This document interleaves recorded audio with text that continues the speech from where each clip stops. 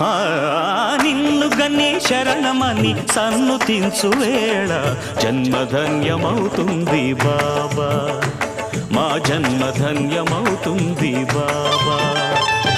దాతవని తలచుకొని జోతలిడే వేళ దైవం తల ఊపుతుంది కాదా.